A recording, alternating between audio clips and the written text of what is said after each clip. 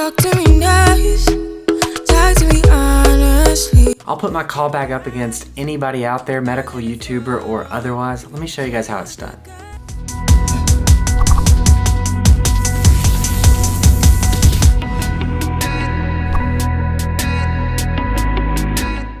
What's up guys, Zach here with Dr. Eyeball MD. If you're new to the channel, I'm a third year ophthalmology resident, physician, surgeon, all that good stuff. If you're interested in anything about day in the lifestyle videos, of being a doctor and advice type stuff, more geared toward ophthalmology typically, go ahead subscribe to the channel down below. Even if you're not interested in any of that stuff, go ahead subscribe to the channel just because this setup here is so buttery smooth and pretty to look at. Anyways, in today's video, what I want to go over is a call bag. I've made a video on this before. I showed you guys how to make one.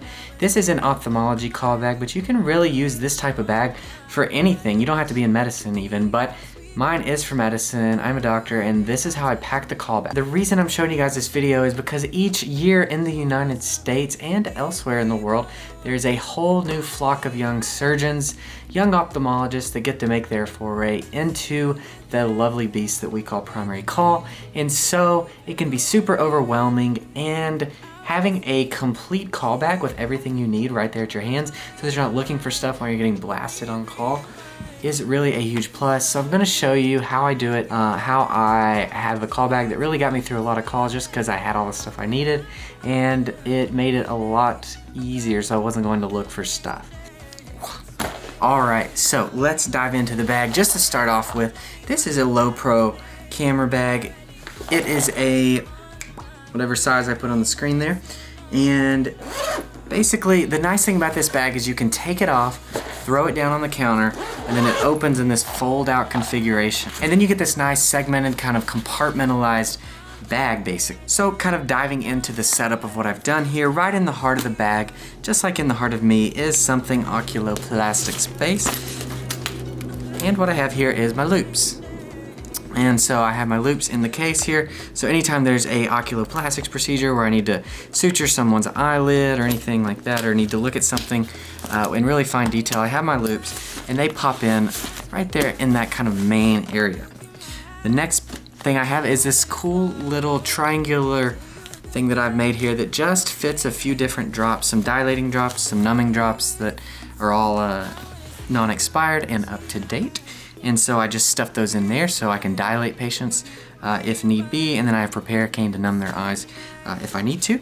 Another nice little juicy fit here that just feels so good as it slips in perfectly is my lens kind of area here where I keep my ophthalmology lenses. Got a 20, Super 66 and my 90, and those pop in right there.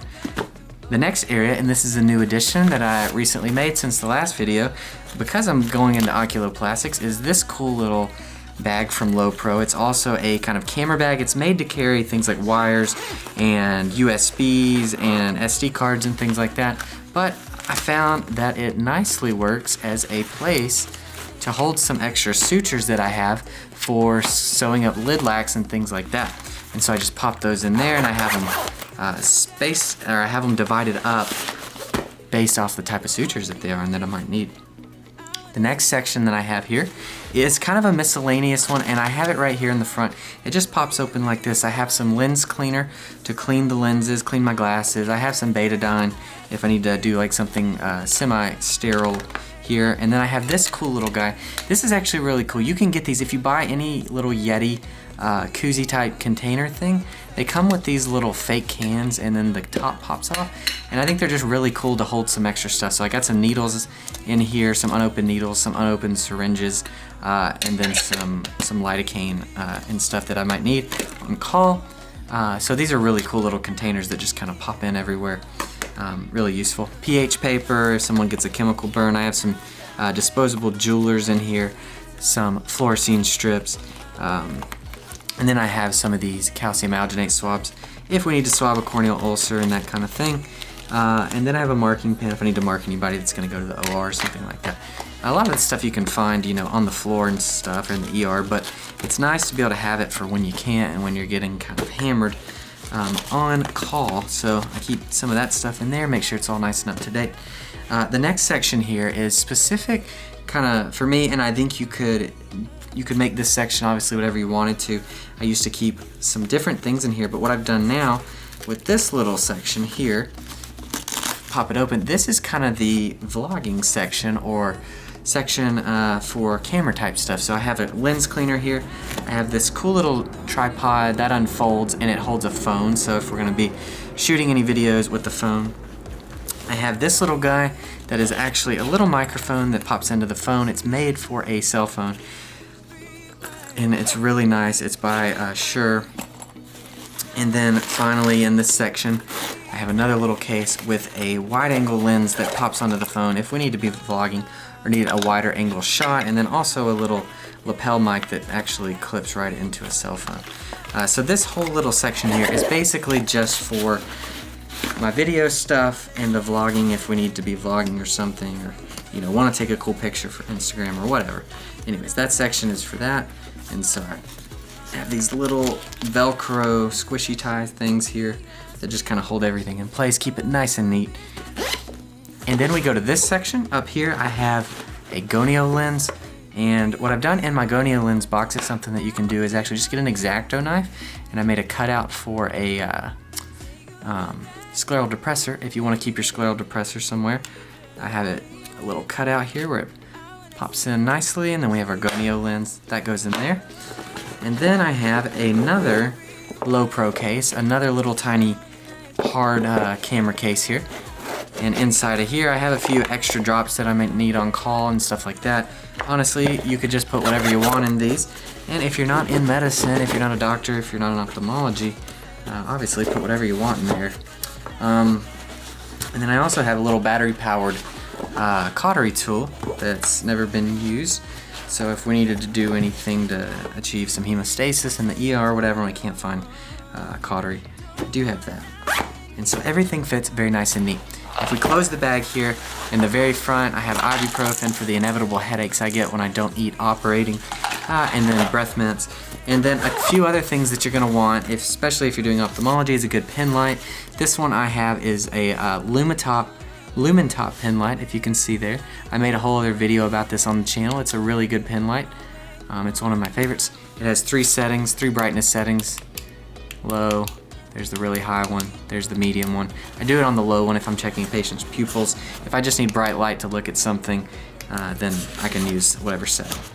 I keep reading glasses because all these patients I'm seeing are presbyopic, and so if I want a more decent idea of their vision, it's not a bad idea to throw reading glasses on them, especially if I'm trying to just make sure that their nerve or macular are healthy and I want to know like their true visual potential or good vision. Keep a near card. I like this one because it has the pupil sizes here cut in half, and so you can kind of actually hold it up against a patient's eye and really gauge it if you really want to. I have a pinhole occluder. Hold this up to check vision in patients. Another handy little thing here on this is a blue light, so if you put fluorescein in a patient's eye, if you want to see if they have a corneal abrasion or, Stevens-Johnson, whatever, if you're trying to see if there's an epithelial defect, sometimes it's nice to have this little blue light so you don't have to go to the slit lamp if you don't need to go to the slit lamp otherwise. Have a little notebook here to put notes in, or reminders and things like that, and another little way to check pupils here. And that pretty much gives you everything you need. It has these nice little things on the side, and over here on this side I have this battery charger by Anker, however you say that. And so whenever my phone is dying, which inevitably does because I forget to charge it at night, I have this little phone charger, this little battery pack that I can pop my phone into, and then I can always put a drink on the other side, and I'll typically clip my pager in here just so I have it and don't lose it. And then on the front, you always need a pin for good luck. This is to ward off bad calls. I'll tell you, it doesn't work. But anyways. Alright guys, so that's the call bag. It's pretty portable. It's kind of rigid, firm, so it's easy to carry around. It sits up, it doesn't fall over, it has a good rigid structure. I really like it. I think if you're going into ophthalmology, this is really the way to go. If you were trying to make a call back for something else, this might work, it might not, but for ophthalmology, it's definitely the way to go. So I highly recommend it. I'll link it down in the description below if you are interested. Anyways guys, that's how I make my call bag. That's my everyday carry bag. It has everything I need. If you guys like that video, if you did, go ahead, leave a like on it, subscribe to the channel. I'm Zach with Dr. Eyeball, and I'll see you guys in the next one.